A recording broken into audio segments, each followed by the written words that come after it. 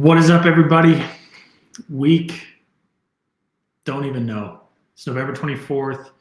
It is American Thanksgiving week up here in Canada. I love the old Jay Onrait joke, American Thanksgiving, or as we like to call it, Thursday. That's coming up later this week. Obviously, the NHL is taking the day off, which is kind of nice for those players. NFL will kind of rule that day. But prior to that, I mean, we've got a big week of hockey ahead. It's always said that American Thanksgiving is usually kind of the cutoff. It's like, I'm going to look this up. How many NHL,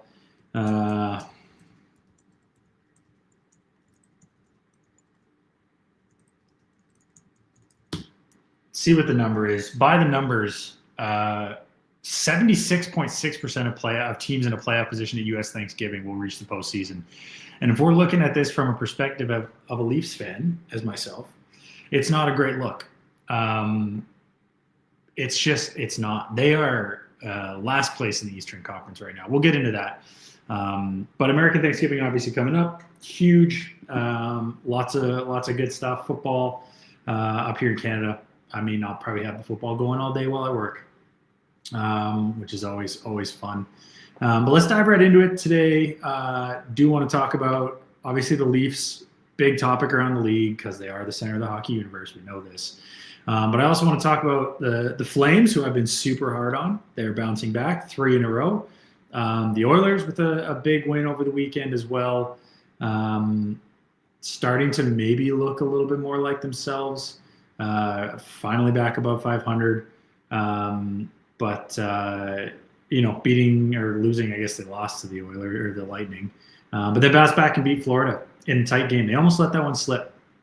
Storyline there, honestly, the play of Stuart Skinner has been, I think, a lot better than people are giving him credit for. A lot better than people are giving him credit for. He's playing well. He's honestly the reason that they stayed in that hockey game. They could have let it slip. The defense did everything they could to let it slip, but the offense remained. A tough pull by Paul Maurice. But they got the win, squeaked it out, and now look like they're not charging again, but getting a win on that road trip.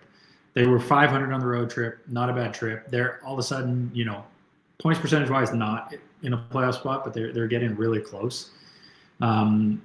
Almost tied with Vegas. They're catching up. Obviously, Vegas has a few games in hand. But coming back, and also Calgary winning 3 in a row, bouncing out of the basement. Maybe not for long, but the fact that they have won 3 in a row, including a performance, if you guys watch this weekend, Saturday night against Dallas, Devin Cooley with, one of the best first periods I've ever seen. Dallas was, they could have run away with that game in the first 2 minutes, let alone the whole first period. And Devin Cooley did kind of keep the Flames in it. They ended up getting that win. And they, the owner came out this week and said they're not giving up on the season. Even though they definitely should give up on the season, they don't have a chance of making the playoffs. They don't have a chance of doing anything. So you might as well sell. But good for them for kind of digging themselves out of it. The veterans kind of leading the way. Huberdeau has had a good couple games as well. A 6-game sked tonight. Kind of big for a Monday, honestly. Mondays, I feel like, are usually the dead day of the week. Usually 1 or 2 games. Prime has a game in Canada. But not much like for excitement, I wouldn't say. Not really any rivalry games.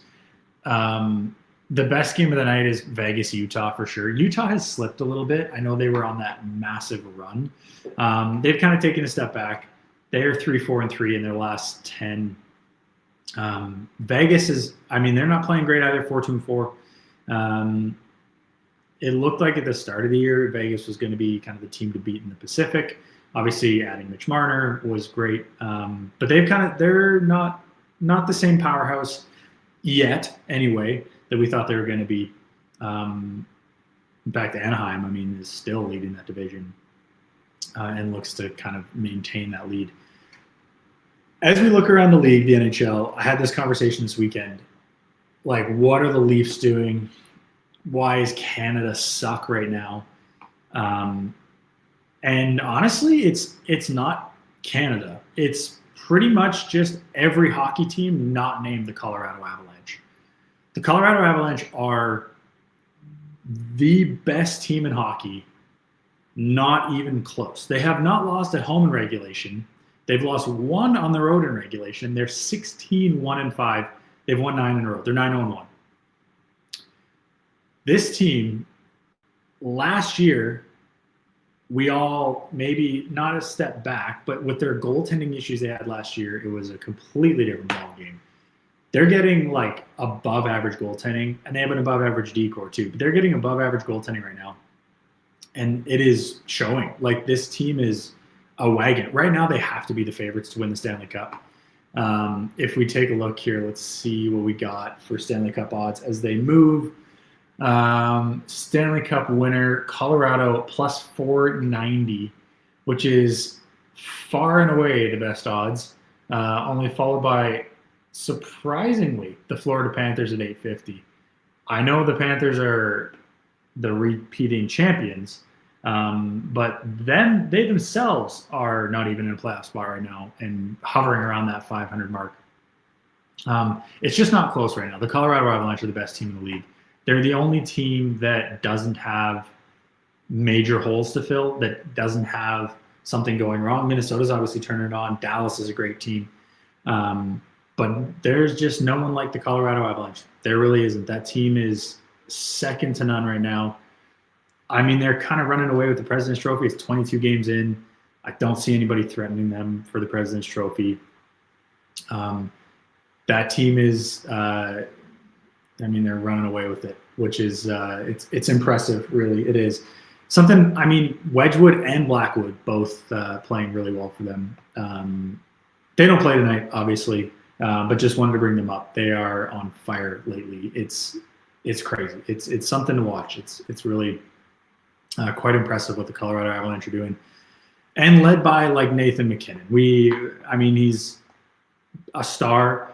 And if you take this out, once again, I know we talk about the Olympics maybe too much. I feel like I hammer on the Olympics too much, but the fact that the top 4 players in the NHL right now, points-wise, are Nathan MacKinnon, Macklin Celebrini, Connor McDavid, and Connor Bedard, bodes so well for Team Canada. And 2 of those guys aren't even locks for the team, Matt Celebrini and Bedard. They should be, for sure. It's crazy. I mean, those guys are McKinnon with 37 points in 20 games. It's mind-blowing how good he's been. And if you look at the goaltending, Scott Wedgwood has right around, I think, a 2.0 goals against average. Mackenzie Blackwood hasn't played really enough games this year. He's been hurt off and on. And then you look at D-men, Cale Makar running away with it, 29 points. No one's even close to touching him in points. They built this roster with 1 stud forward at the time, 2 with Rantanen, obviously, and Landeskog you could put in there as well. But you have McKinnon, you have Makar, and you have now some goaltending with Blackwood and Wedgwood. It's kind of the model of how you almost need to build a team. It's like big, fast, physical, but in the right way. This is where I feel like so many people get lost in watching how the Florida Panthers built their team, and they think, oh man, they're just so tough. They just fight all the time. They don't. Those guys are good, and they're just physical hockey players. They're not like, outside of Kachuk and maybe Marchand, who are both great hockey players. I wouldn't say, and Bennett's a little bit across the line every now and then, but they're not like, they don't go out and fight. They just go out and play really hard physical hockey. Cross the line sometimes. They don't get caught for it because they're so good at it. That's how they win. The Colorado Avalanche are not of the same ilk of like the physicality, but they are a super physical hockey team. They're a big hockey team. And that's how they're doing it. They are the best team in the West, the best team in the league. I don't think anybody's really coming close to them for the rest of the season. I would have said Winnipeg before Connor Hellebuck is out now for 4 to 6 weeks. That just really is kind of I'm not going to say it's because it is because he's played so many games. no one's played more hockey than Connor Hellebuck, outside of obviously Bobrovsky and Skinner and all those guys. But Connor Hellebuck plays 65 games a year, and then in the playoffs, you wonder why they're not winning. It's because he's bagged, and they can't trust Eric Comrie, who obviously they're gonna have to for a little bit here. They're gonna have to lean on Comrie, which you don't really want to do, but you kind of have to do. So I mean, we'll see. My apologies too. It is actually a 7-game night tonight, and then a 1-game day tomorrow, which is it's the Oilers and Dallas, which will be a good game. But the fact that it's a 1-game Tuesday and a 7-game Monday just doesn't really make sense to me. And then with Thursday off as well, doesn't seem normal for a week. But yeah, as we look to the Winnipeg Jets, obviously some news about Connor Hellebuck. That was last week. Pionk is also out, I think. And so looking at the roster now, they're having to fill. Eric Comrie's got it for the next 4 to 6 weeks. He's going to take over the brunt of goaltending. I haven't seen who they've called up yet to back up Eric Comrie. Somebody can comment if you guys know who's backing him up, but should be interesting to see how the Jets respond to that. It is American Thanksgiving coming up, and the Jets are in the playoffs securely right now, but we'll see how long that lasts. As for the games tonight, let's run through them real quickly here. We've got the Columbus Blue Jackets and the Washington Capitals. Kind of two scuffling teams. Neither of them are really showing out this year too much. Columbus is playing better of late for sure. But looking at that one, I mean, Ovechkin's on a tear lately. I mean, that could be probably the pick tonight. If I was making some picks tonight on that, probably not picking money line or puck line on that. I'm probably taking an Alex Ovechkin anytime goal. That would make the most sense to me. St. Louis and the Rangers, once again, two teams, similar situations, just not really competing. St. Louis is obviously one of the worst teams in the league this year. The Rangers just haven't been good either, but I'll take the Rangers on home ice. Even though they haven't been good at home, Rangers at home. Tampa, Philly, this should be a good game. Tampa obviously favored. The teams are pretty similar standings-wise right now, I believe. I think Tampa's 26 points, Philly is 25. So very similar teams. The win percentage, actually, Philadelphia clips them on. Good for Philadelphia for bouncing back this year. I mean, that Trevor Zegras trade pulling him in, I think there were not doubters because they didn't give up a lot to get him. But pulling in Trevor Zegras, and he's been great for them. He's a super skilled guy. I think Tocchet's got that team playing the right way, obviously. And they're playing pretty well of late. I'll take Jake Gensel, who's been super hot lately. I'll take a Jake Gensel anytime goal in that one. We need to talk for 1 second, sorry, before we keep going on the games. The Edmonton Oilers and Tampa Bay Lightning played one of the craziest hockey games you'll see this weekend. Or I think it was, I can't remember what night it was. Anyway, last week. The save that Vasilevsky made on Jack Roslovic was maybe one of the craziest saves I've ever seen. In turn, also, though, one of the worst shots I've ever seen by Jack Roslovic. All you got to do is just chip that up or even have some patience and tuck it in far side. Vasilevsky's down and out. And then Gensel just goes back the other way and just buries one. Craziest sequence. The Oilers were just hanging on for dear life in that third period. Could not get the job done. And then 2 nights later, get the job done against Florida. In a game that's the bounce back you want to see. Edmonton seems to be turning it around a little bit. I'll take a Jake Gensel anytime goal. Detroit, New Jersey, 2 teams also competing for division crowns right now. One of them's leading their division. But with Jack Hughes out, I'm going to take Detroit Red Wings on the road to win that one at plus 122. Florida and Nashville, I'm taking Florida on the road all day, every day. Nashville's terrible. Probably I might actually even take them on the puck line, -1.5. See what I can get the odds up to. Ottawa and LA. This game's on Prime here in Canada. Ottawa and LA competing for playoff spots again. Ottawa looks like they're going to get Brady Tkachuk back probably within the next couple of weeks, which is huge for them. They've played some decent hockey, fighting off kind of the injury woes. 6-1-3 in their last 10, playing some really good hockey. They slipped a little bit. They're bouncing back really well. Good to see that, even though I hate them, but it's good to see. But they're in LA tonight, and that'll be a fun one to watch as the LA Kings also fighting for a playoff spot in that division. They look good as well. I maybe was wrong about LA. I thought they were going to be a not bottom half team, but I thought they were going to miss playoffs, which they still could. They definitely still could. But good to see them bouncing back. And then to end the night, obviously, like I said, Vegas and Utah. This is the game I will be watching for sure. Vegas and Utah, what do we got there? Who would be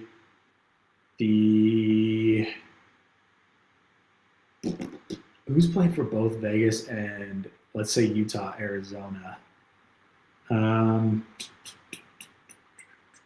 know. Can't think of a player, which is crazy. I feel like, both of those teams are kind of, yeah. Anyway, going to be a good game. Both teams similar records. Tough to pick on that one. I'm probably going to steer clear of Golden Knights Mammoth just because I don't have a pick. Maybe a Jack Eichel anytime goal, or Jack Eichel point probably. I know low odds, but could be a good play there.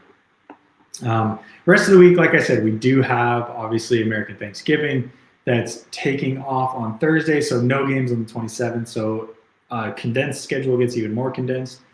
And so this is something that's been kind of widely debated across the league right now.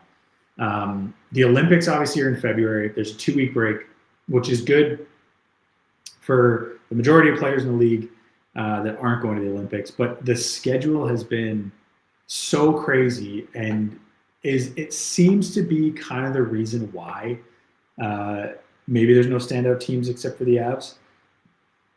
And I don't know what their schedule's been like. It probably hasn't been easy either. It seems to be everybody's schedule is kind of chaotic right now.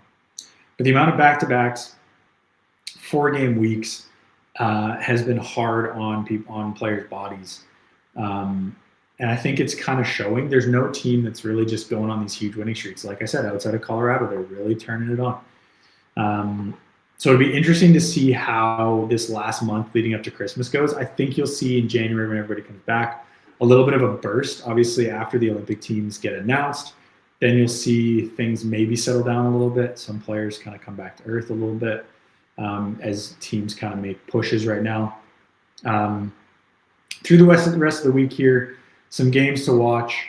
Minnesota-Chicago is going to be a great game. Chicago's playing really well lately. That'll be a fun one to watch.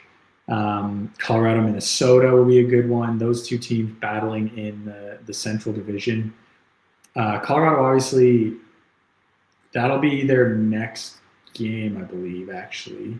Oh, no, they play San Jose.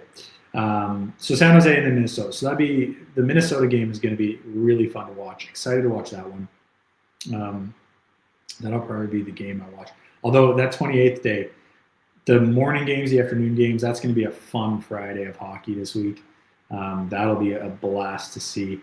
Other than that, there's not too many, I would say, marquee matchups for the rest of the week. Detroit-Boston, the original 6 matchup. Montreal-Colorado will be a fun game. Toronto-Pittsburgh is always fun just because of the Kyle Dubas factor there, obviously building the Penguins now. And then by next week, guys, we're going to be into December. We're going to be into the Christmas season. If you already aren't, I am. I know that for sure. So that'll be a lot of fun. We're going to take a quick look here at the Heritage Hockey League Beer League update. I know you guys love this because I've heard it. Let's take a look here. Obviously, we are the team players. First place again. I just want to say last year we finished first. had a bye through the first round. It didn't really help us because we lost the first game that we played, or lost the second game that we played, ended up losing in the best of 3 in the finals. This year's going to be different, similar squad, and we took down the Blazing Aces this last weekend.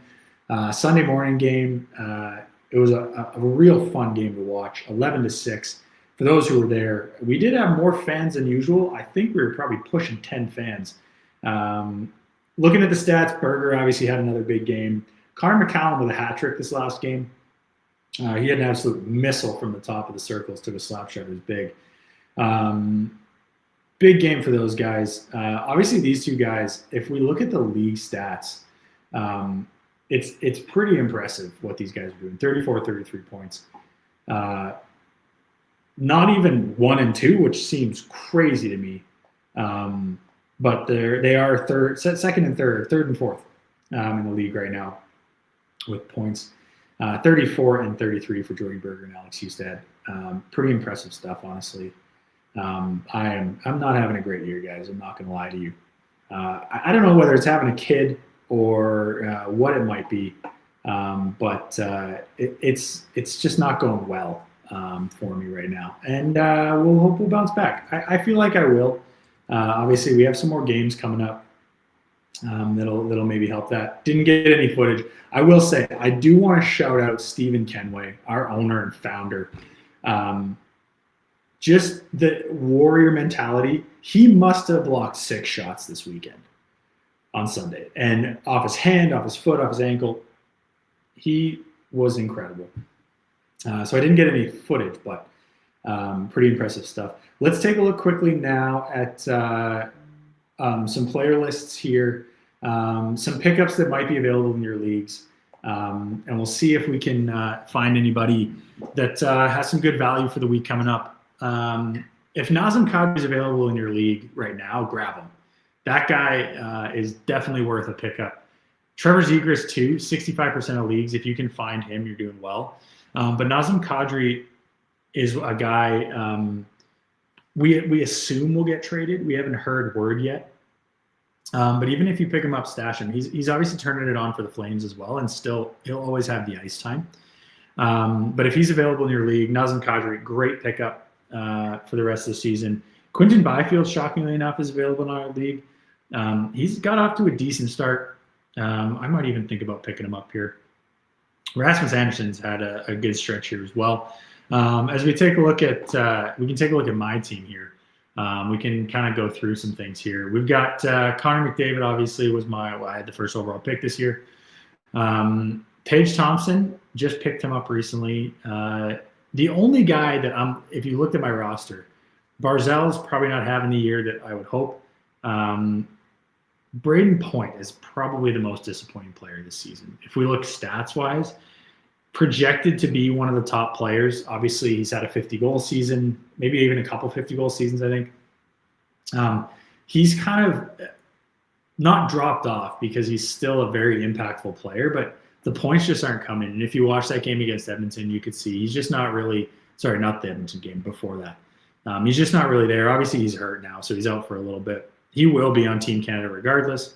But interesting to see the success that Gensel's having, Kucherov's having, and Point's just not having it right now. Tampa's still winning games, so it doesn't seem to affect them too much. Obviously, goaltending-wise, had to drop Stolarz, which was, it is what it is. Picked up a Wall. Has not had a good run, but at least I get my goalie appearances. My goaltenders, we're going to have to make a change. Let's maybe take a look at that. Let's see if we can find some goalies that we can pick up. None, obviously, that are playing for tonight.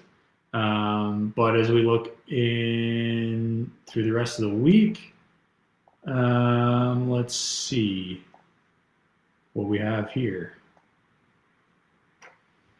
Okay, let's take a look at goalies. All the goalies are variable. Jesper Wallstedt would probably be a good pickup, honestly, if we're being honest here. Devin Cooley, like I said, what a game from him the other night against Dallas. Super impressive stuff. Cam Talbot, not the starter role there, so I'm hesitant to pick him up. But I mean, look at like Joe Wall just has not played well. We might need to make a change, maybe a trade. Maybe we look at a trade here and see if anybody would be willing to make a swap with us. A guy who could go after. I do like Spencer Knight a lot. They're winning some games here too. Not much to go after. I mean, I don't want to give up a lot either, but anyway, really, if Kadri's available, that's a guy who's really starting to get hot. I would take a run at him if you can. Braden Point, honestly, I was actually going to talk about this when I brought him up, but Braden Point might be a guy to buy low on. Obviously, there's not much going on with him lately, and he's hurt right now. But if you can get him for the low price that he's at right now, and somebody's willing to kind of give up on him, could be a good late season player for you. Somebody who can help you out in your playoffs. Goaltending wise, if you have either the Colorado guys, if they're still available, if Blackwood's available, Wedgwood won't be, but if Blackwood's available, take a run at him. He's probably not. He's owned in like 95% of leagues, so he's not going to be available either. But yeah, I mean, there are some value goaltenders you can get. Jesper Wallstedt's only owned in 53% of leagues. Akira Schmid is only owned in 52% of leagues. Some of those guys, like obviously with Aiden Hill out, Carter Hart's not playing yet. There might be some value there. Devin Cooley's not a guy I'd pick up. Dustin Wolf's going to regain the starter role. Cooley might get a run of a couple games here. He's obviously playing pretty well, but with the way the Flames handle things, I just don't know if that'll last too long. But yeah, super fun week. Beer League update, obviously we're in first place. We'll keep that run going. We don't have a game until next week. But yeah, thanks for jumping in, guys. Always appreciate all the viewers. We've never had one comment, and I feel like we just need one to get the ball rolling. But we'll try to get some guests on maybe in the next couple weeks. We'll chat hockey as the holidays come up. Appreciate you guys a lot. Obviously, leave some comments. We'll see them. We can bring it up next time. But we are just thrilled that you guys joined us. We will chat to you guys next week. Until then, obviously it's Caleb. You know who I am already. We'll see you guys next week. And enjoy American Thanksgiving to all who celebrate up here in Canada or not. But enjoy it, and we'll chat to you guys next week. Are you suffering from red, itchy eyes from endless searching for sports data? A pounding headache from building your own scraper? Heartburn from customer support that doesn't respond? Start feeling better today with data feeds. Sports data APIs built for you. Ask your developer if integrating data feeds is right for you. Possible side effects of using data feeds include feelings of euphoria caused by clean, structured data, uncontrollable urge to brag about API response times, spontaneous deletion of homegrown scrapers, reduced heart rate on game day, extreme satisfaction from flawless uptime, temporary disbelief that customer support actually replied, increased productivity, and spontaneous refactoring of old code, enhanced cash flow, long-term addiction to accurate, real-time data.